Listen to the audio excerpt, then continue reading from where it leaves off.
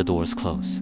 It's just you and one stranger. Neither of you says a word. You stare at the floor numbers like they're the most fascinating thing you've ever seen. Your body goes rigid. The second those doors open, relief floods through you like you just escaped something.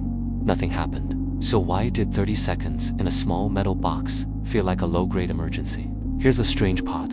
Your brain is running an ancient threat assessment program, and an elevator triggers almost every condition that program was built to detect. Anthropologist Edward Hall spent years studying how humans instinctively manage physical distance, a field he called proxemics. Intimate distance is reserved almost exclusively for people you trust deeply. An elevator forces a stranger into that exact zone, close enough to hear them breathing. Except this stranger isn't someone you trust.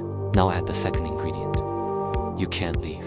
Your brain treats escapability as critical to how dangerous a situation feels, independent of actual danger. An elevator seals you in a moving box with 0 exits until a floor arrives.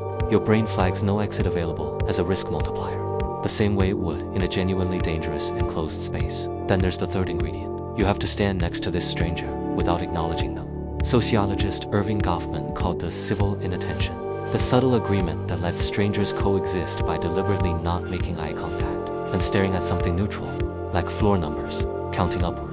Both people are performing a signal that says, I see you, I'm choosing not to engage.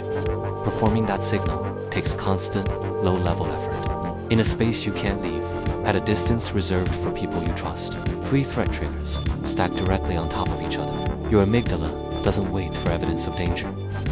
It responds to pattern matches. Close, unfamiliar, trapped, silent.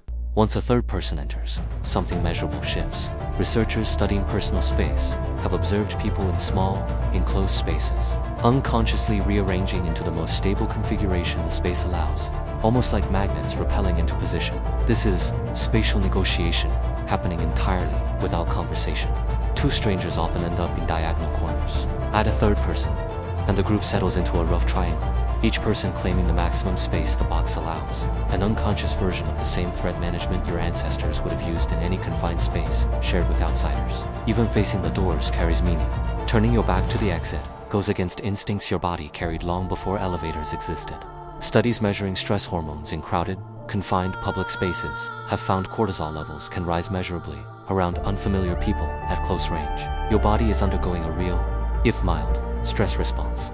The same system that activates during genuine danger, just at lower intensity. This is why stepping out of a crowded elevator or subway car can feel like a small relief, even if the ride itself was completely uneventful. This is part of why a short elevator ride can leave you feeling oddly tired. Your body was quietly working the entire time.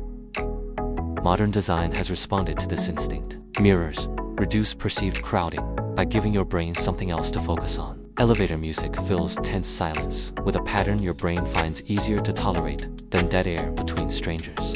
This pattern holds up remarkably consistently across different countries, even ones with very different norms around physical closeness. Facing the door, minimal talking, careful spacing, almost universal preference for silence. It's closer to a shared human default. So next time you find yourself staring at illuminated floor numbers, holding your breath, standing at a precise diagonal from a stranger you'll never speak to, know this: your brain isn't malfunctioning. It's running one of the oldest risk assessment programs it has, applied to a 30-second ride to the 9th floor. Nothing dangerous is happening. Your ancestors' instincts just never got the memo.